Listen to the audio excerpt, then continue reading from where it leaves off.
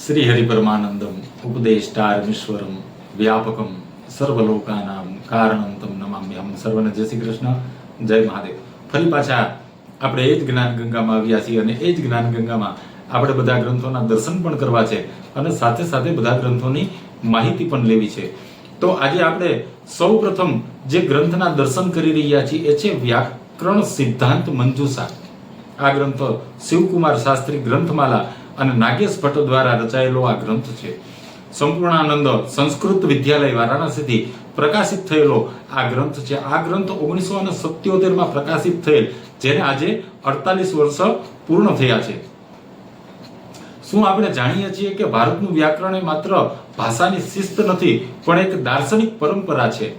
આ પરંપરાની પાયાવાર રચના કરી પાણિનીએ આશરે 2500 વર્ષ પહેલા જ્યારે તેમણે અષ્ટાધ્યાયી નામનું મહાન વ્યાકરણ ગ્રંથ રચ્યું.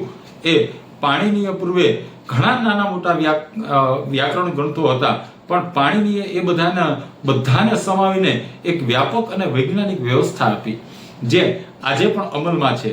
આ પરંપરા પછી આવ્યો એક મહાન તત્વજ્ઞ પતંજલિ, જેમણે મહાભાષ્ય દ્વારા પાણિનીની વ્યાકરણના તમામ તત્વોને દાર્શનિક દૃષ્ટિકોણથી આપણને સમજાવ્યા. ત્યાર પછી નવી દિશાઓ ભર્તૃહરિએ લખ્યું વાક્ય પ્રદીપ, જે ભાષા અને ચિંતન વચ્ચેના ગાઢ સંબંધનો પ્રકાશ પાડે છે. અને બાદમાં આવ્યા ભટ્ટો દીક્ષિત, જેમણે પાણિનીય વ્યાકરણને વધુ સરળ અને વ્યવસ્થિત બનાવ્યું. તેમના શબ્દ કૌસ્તુભ અને અન્ય ગ્રંથો આજે પણ અભ્યાસના કેન્દ્રમાં છે.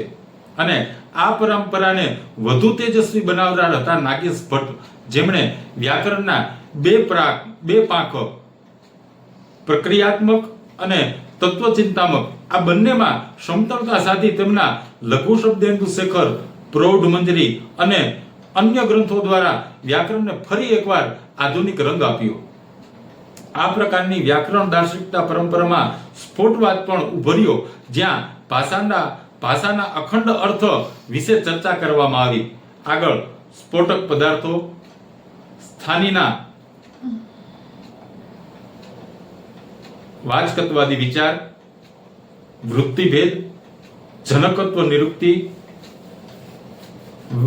વાક્યપદીયોક્તિ, યોગ્યતાની નિરુક્ત, શક્તિ નિરૂપણ, 10 ક્રમ અને લક્ષણા નિરુક્તિ, નિપાત સામાન્યર્થ વિચાર, એકાર્થ વિચાર, નામાર્થ વિચાર, શુભર્થ વિચાર, સમાસ શક્તિ,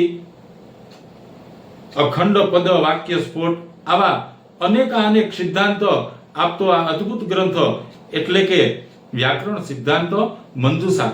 આ વ્યાકરણ માટે શબ્દનું વિજ્ઞાન નથી, પણ શબ્દથી બોધ થતો અર્થ અને તે અર્થની ઉપજતો ચિંતન પણ છે.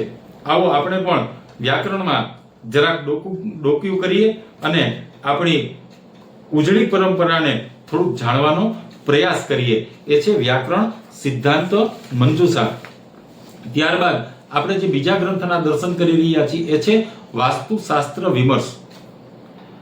આ પ્રધાન સંપાદક પ્રોફેસર વાચસ્પતિ ઉપાધ્યાય અને એના અધ્યક્ષ પ્રોફેસર પ્રેમકુમાર શર્મા અને એના સંયોજક છે પ્રોફેસર દેવી પ્રસાદ ત્રિપાઠી. શ્રી લાલ બહાદુર શાસ્ત્રી રાષ્ટ્રીય સંસ્કૃત વિદ્યાપીઠ નઈ દિલ્હીથી પ્રકાશિત થયેલો આ ગ્રંથ છે. આ જે ગ્રંથના આપણે દર્શન કરી રહ્યા છીએ એ વાસ્તુશાસ્ત્ર, જે માનવ સંસ્કૃતિ જેટલું પ્રાચીન છે. આપણા ઋગ્વેદથી માંડીને પુરાણો સુધી વાસ્તુશાસ્ત્રનો અનેકવાર ઉલ્લેખ થયો છે. આવી પરંપરા ધરાવતું શાસ્ત્ર માત્ર ઘરો કે મંદિરો બનાવવા માટે નહીં, પણ સમગ્ર સૃષ્ટિને સંતુલિત રાખવા માટે રચાયેલું છે. જેના ભાગ આપવામાં આવ્યા છે એમાં વૈદિક વાંગ્મયમાં વિજ્ઞાન, ભારતીય વાસ્તુશાસ્ત્ર, વાસ્તુશાસ્ત્રનું સ્વરૂપ, કાલાવયવ, વાસ્તુશાસ્ત્ર એક પરિચય, વાસ્તુશાસ્ત્ર અને જ્યોતિષ વિજ્ઞાનના સંબંધો, વાસ્તુશાસ્ત્રમાં પદવિન્યાસ, પરિકલ્પના, શિલાન્યાસ વિધિ, પર્યાવરણ અને વાસ્તુ. આજના યાંત્રિક યુગમાં જ્યારે આપણે ઘરો મકાનો ખૂબ ઊંચા બનાવી રહ્યા છીએ, ત્યારે વાસ્તુશાસ્ત્રનું આધ્યાત્મિક અને વૈજ્ઞાનિક સંલગ્નતા વાળું જ્ઞાન વધુ જરૂરી બની ગયું છે. આવો આપણે ફરી એકવાર આપણા ઋષિ પ્રણીત શાસ્ત્રોને સમજવાની દિશામાં પ્રયાણ કરીએ. ભારતીય સંસ્કૃતિની ઊંડાણમાં જોવાય તો આપણને સમજાય કે ધર્મ અને વિજ્ઞાન ક્યારેય અલગ નહોતા. ઋગ્વેદ, યજુર્વેદ, સામવેદ, અથર્વવેદમાં વિજ્ઞાન સંબંધિત સંકલ્પનાઓ આપણને જોવા મળે છે, જેમ કે દિશા વિભાજન, તત્વનું જ્ઞાન, બ્રહ્માંડની રચના અને અદ્રશ્ય શક્તિઓનું વર્ણન.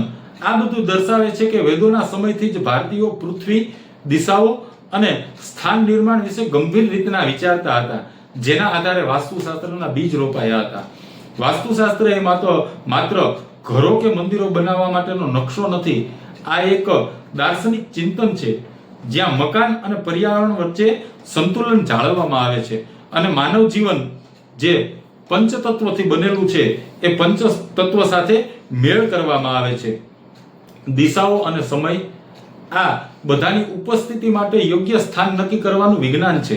વાસ્તુશાસ્ત્રમાં શારીરિક તેમજ આધ્યાત્મિક આરોગ્યનું પૂરતું ધ્યાન રાખવામાં આવે છે. પિંડેશો બ્રહ્માંડના સિદ્ધાંતથી આ શાસ્ત્ર તત્વજ્ઞાન સાથે જોડાયેલું છે. વાસ્તુશાસ્ત્રના મુખ્ય 4 તત્વોમાં વિભાજિત છે, જેમાં આયામ એટલે કે માપન અને દિશા, સ્થાન એટલે સ્થળની પસંદગી, યોજના એટલે આંતરિક રચનાની પદ્ધતિ ન્યાસ, રૂપ એટલે આકાર અને ઊંચાઈ. આવા અલગ અલગ સિદ્ધાંત અને શાસ્ત્રોના વિમર્શનો ગ્રંથ એટલે એ છે વાસ્તુ વિમર્શ. તો ચાલો આપણે ફરીથી વાસ્તુશાસ્ત્રને આધુનિક દુનિયામાં જરૂરિયાતો મુજબ જીવંત કરીએ અને પર્યાવરણ, માનસિક શાંતિ અને ઉર્જાના એ સ્ત્રોતનો આપણે અનુભવ કરીએ. તો આજે આપણે આ 2 ગ્રંથોના દર્શન કર્યા અને 2 ગ્રંથોની માહિતી લીધી. આગળ આપણે બીજા ગ્રંથોના પણ દર્શન કરશું અને બીજા ગ્રંથોની માહિતી પણ લેશું. એ પૂર્વે આમાંથી તમારે કોઈ પણ જાતના ગ્રંથ જોતા હોય તો અમારા WhatsApp નંબર ઉપર આપ મેસેજ કરી શકો છો. એ ગ્રંથ આપણને PDF ના રૂપમાં પ્રાપ્ત થઈ જશે. આનો કોઈ પણ ચાર્જ નથી. આ માત્ર આપણે શાસ્ત્રની સેવા જ કરી રહ્યા છીએ. તો આપ મેસેજ કરી અને કોઈ પણ ગ્રંથ પણ મંગાવી શકો છો. બીજા ગ્રંથોના પણ દર્શન કરશું અને બીજા ગ્રંથોની પણ માહિતી લેશું. ત્યાં સુધી સર્વને જય શ્રી કૃષ્ણ, જય મહાદેવ.